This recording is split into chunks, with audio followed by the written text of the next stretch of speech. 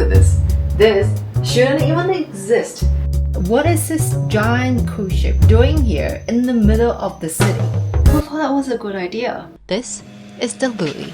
Opened in June 2025, the largest Louis Vuitton concept store in China. Yeah, it's a concept store. Welcome to Shanghai. Whoever approved this must be crazy. First of all, it's something that we, as first, do. We call it retail-tainment. The first one of these type of stores was in Bangkok. Then we have another one in Seoul. And the next two are coming in New York and Paris. But the strangest part is, most luxury brands right now are doing the exact opposite.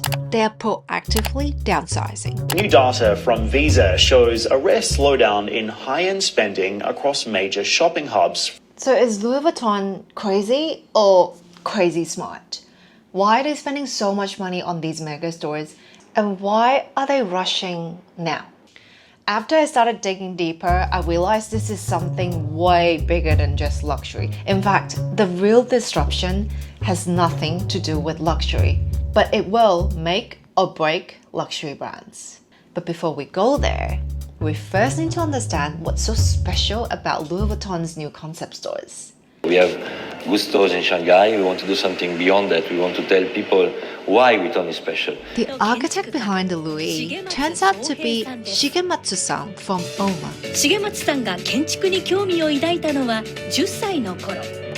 He worked on all Vuitton's visionary journey stores. To really respect the history and the core identity of the brand, which is the trunk. It offers a reimagined flagship experience by blending shopping, cultural experience, and hospitality together. La Kapferer Louis Vuitton. This is the Louis Vuitton 饺子. The exhibition is designed to communicate both historical and contemporary identities of Louis Vuitton through a scenographic journey. It has some kind of a dynamic effect, although also simultaneously acknowledging the past collaborations and great artwork and great graphics. So Vuitton as a cultural brand and a cultural movement, not as a brand. That's the impression I would like to leave to the visitors and to the locals. It looks like Louis Vuitton is adding more and more experiences to their stores. But is that really a good idea? We're definitely seeing a shift towards more experiences as part of that. That's not just a trend in China. We're also seeing that as a global trend. McKinsey totally agrees with this guy. Bain called it a key structural shift as the trend continues. Digging a little bit deeper on this topic, a recent psychology paper has done extensive research to show that experiences give us greater satisfaction than material possessions. So we can conclude Vuitton is going into hospitality. Vuitton's not going to go in the hotel business. We agreed on that. Vuitton is focusing instead of diversifying. So they're not interested in experiences. Judging by what they actually did, Bernard isn't lying. After I looked into most of the cafes and restaurants that they have launched, about half of them are pop-ups. They only have 1 or 2 permanent ones in selective markets. Which means, my first theory that they want to offer more experiences so then their stores got bigger doesn't stack up. What if for whatever reasons they have to increase the size of their stores and then they have to fill in that space with whatever that works? I seriously didn't think this way would work, but when I did a quick check on the parent company's news page, being huge seems to be the consistent theme for most of their new store openings, not just limited to the Louis Vuitton brand. So then now I just need to figure out, why are they all evolving into mega stores? If we're taking evolution seriously, I need to talk to Darwin. Think of it like a living thing. Business has got to evolve into different branches to find a survival path in an ever-changing environment. Unfortunately, many businesses didn't do it. Look at what happened over the last decade. Over the last decade, hundreds of thousands of physical stores failed to adapt and vanished, all because of one external change, the internet. They all got eaten up by online stores. Luxury stores dodged the bullet because their in-store ceremony still can't be copied online. Plus, they've been avoiding selling online for a very long time. But they've completely missed the flow-on effect from all those digital survivors. These are the strong ones that have survived the digital change by evolving their stores to offer not just transactions but also attractions. That's terrible news for luxury stores. If a Nike flagship store looks like this today, then this kind of store just, I don't want to say it.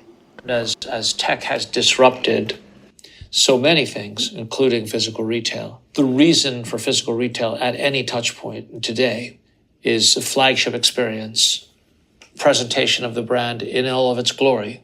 That's why they don't really have a choice but to spend a lot more on the new stores these days. But there is still a difference between a standard mega store and the Louis. The Louis creatively solves a much bigger problem that other mega stores can't. And if we go back to the internet didn't just change stores, but it also changed our attention. And because our attention becomes limited, it completely changed the game for marketing. Okay, so attention scarcity pretty much switched the marketing winners from the big budget giants to whoever that can capture attentions online. And Louis Vuitton, though, is the only field managed to figure out a way to leverage this to get this. I should be studying mass, psychological behavior. Like, I should be studying humans and what they like. The algorithm just rewards them what they want to watch. Of course, he didn't expand on what that is. So I started looking into psychology, and I thought Professor Heath from Stanford summarized it better than anyone else. Unexpected ideas surprise us enough that it stops us in our tracks and makes us pay attention to an unexpected idea. Almost everything we've done has never been done before. To get somebody's attention, to surprise somebody, all you have to do is to break a pattern. And as expected, it worked. Louis Vuitton didn't even need to pay TikTok a single cent for marketing. Well, they did spend about $13 million to build that ship. It does make it hard for others to copy that, just like how Mr. Beast would spend millions on one video production. No other creators got that kind of budget to copy his content. But then looking at the grand scheme of things, $13 million is peanuts compared to their regional marketing budget. And wait, it gets better inside the ship. In fact, we don't sell bags, we sell stories. We sell success, we sell optimism, and we sell spirit of adventure, we sell travel. Especially the new generation are looking for meaning, are looking for authenticity, are looking for history. We like to think of Louis Vuitton not selling only product, but promoting culture, the transmission of this culture to the next generation. It's pretty clear now that Louis, it's a storytelling tool. And they could totally charge tickets for entry, but they don't. It's completely free. This way, people will just go and queue up to walk through an immersive, interactive Louis Vuitton ad. Yes, an ad.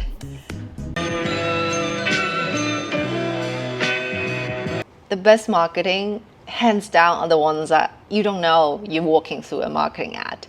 Vuitton ship, a museum that's the ship, not at sea, but on a square that's very successful for the brand, because every week I think there are about 100,000 people around that ship. It looks like they are building a hospitality empire. But I think they're just playing with creative marketing. And they're doing that to protect their leather goods business. The brands who can still invest in retail, in marketing, etc., taking and gaining market share, and this, thank God, is the situation also for Breitling. Yeah, that's exactly what Louis Vuitton is going for. They have different level of physical experiences targeting different type of customers. And they even have accessible experiences for entry-level customers, and those are the Gen Z and Gen Alpha future customers, which somehow spiraled into a bigger generational problem. Many high-end brands are struggling to connect with younger consumers. That Gen Z, an extremely informed and value-driven generation, is rewriting what luxury means. Millennials and Gen Zs are more educated than any previous generations in history, yet they have the bleakest outlook when it comes to economic opportunity. Millions of Gen Z into a luxury poverty trap. The only way I can feel satisfied, the only way I can treat myself is with a luxury item. And I'm not even just talking about like a Gucci bag. I think going out to a nice meal, that is luxurious. That everyone is rolling in money and at the same time has no money. And that's not even mentioning how terrible the job market is right now, with many people unable to find work at all, let alone in their field, regardless of their educational background. The white-collar labor will be the first to go, because until you can move atoms. But luxury brands have gone the other way. Many of the big nameplates, the price on their handbags and their shoes has gone up anywhere from 75 to 100% on the same items just in the last 5 years. And that was not inflation driven. Which means we've got a divergence between luxury price and purchasing power. All that just raised an even bigger question. Is there a future for luxury handbags? We're gonna need a smarter person for this one. And guess what? YouTube's algo found the guy. The customer is always right. If the customers want it, it can't be wrong. History is not the study of the past. History is the study of change. How human societies and political systems and economies change. That's right. I can study how things change. If I flip the question from this to what would change that, then I can find the answer in history. This place is massive, but lucky I got what I needed. Siltstones, jewelry, fine glass, ceramic ware, metalwork, sculpture, and Chinese goods were all luxury goods at one point in time. But most are not luxury anymore as they have become more widely available. Jewelry is the only one that remains. So luxury is not taste, not logos, not even price. Luxury is rarity. And of course someone figured this out a long time ago. Thorstein Veblen, an American economist, argued that luxury depends on scarcity and rivalrousness. Hey, stop it! That's why Emma's most wanted bags are never in stock. The experience of sitting on centre court at Wimbledon is the same thing. But most people forget rarity is also relative. And I got this concept from this book. This book explains the concept really well using the luxury dream equilibrium. Hermes is probably something like this. Louis Vuitton could be this. So then for a luxury brand to grow, they really have to manage the balance really well and take risks. Look at Louis Vuitton, they're doing a lot. They're doing chocolate shops, cafes, exhibitions and museums. These are all new concepts to raise their brand awareness. And I guess they probably don't care whether I buy their bags or Gen Z would buy their bags or not. But the truth is, no one knows what's the right equilibrium. Sometimes pushing the boundary can be deadly. Look at what happened to Gucci.